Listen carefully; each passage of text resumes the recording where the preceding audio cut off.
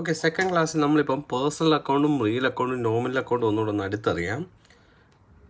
Personal account എന്ന് പറഞ്ഞാൽ വ്യക്തികളുമായിട്ട് ബന്ധപ്പെട്ട്, ഇപ്പം കോശി അക്കൗണ്ട് അല്ലെ തോമസ് അക്കൗണ്ട്, ഓക്കെ, അല്ലെങ്കിൽ ഒരു സപ്ലയറുടെ പേര്, എന്താണെങ്കിലും ഒരു വ്യക്തികളുമായിട്ട് ബന്ധപ്പെട്ട് അല്ലെങ്കിൽ ഇപ്പോൾ സ്ഥാപനങ്ങളുമായിട്ട് ബന്ധപ്പെട്ടൊക്കെ കിടക്കുന്നതാണ് നമ്മൾ പേഴ്സണൽ അക്കൗണ്ടിൽ ഉൾപ്പെടുത്തുന്നത്. അങ്ങനെ പേഴ്സണൽ അക്കൗണ്ടുമായിട്ട് ബന്ധപ്പെട്ട ഒരു ട്രാൻസാക്ഷൻസ്, അതായത് നമ്മൾ ജിജോ എന്ന് പറയുന്ന ഒരാൾക്ക് നമ്മുടെ കടയിൽ നിന്ന് 500 രൂപ കൊടുത്തു. അപ്പോൾ അവിടെ ക്യാഷ് അക്കൗണ്ട് ഉണ്ട്, ജിജോ അക്കൗണ്ട് ഉണ്ട്. ഓക്കെ, അപ്പോൾ പേഴ്സണൽ അക്കൗണ്ട് റൂൾ എന്താണെന്ന് ചോദിച്ചാൽ debit the receiver, credit the giver. Personal account related ആണെങ്കിൽ ആർക്കാണോ ഫണ്ട് കിട്ടിയിട്ടുള്ളത് അവരുടെ അക്കൗണ്ട് ഡെബിറ്റിൽ കൊണ്ടുവരണം. ജേണൽ എൻട്രി എഴുതുന്ന സമയത്ത് ക്രെഡിറ്റ് ഗീവർ ആരാന്ന് വെച്ചാൽ അവരുടെ പേരെഴുതണം. ഇവിടെ പേഴ്സണൽ അക്കൗണ്ട് ഏതാണ്?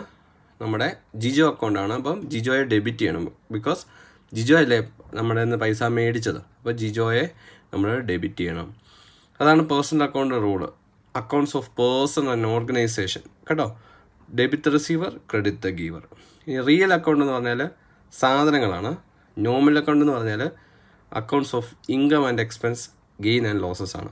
അപ്പം ഫസ്റ്റ് നിങ്ങൾ പേഴ്സണൽ അക്കൗണ്ടിൽ നിന്ന് ഓർക്കുക, വ്യക്തികളുമായിട്ട് ബന്ധപ്പെട്ട ഏത് ട്രാൻസാക്ഷൻസിനും ആ അക്കൗണ്ട് എടുത്തൊന്ന് പരിശോധിക്കുക, ആരാണ് റിസീവർ, ആരാണ് ഗിവർ.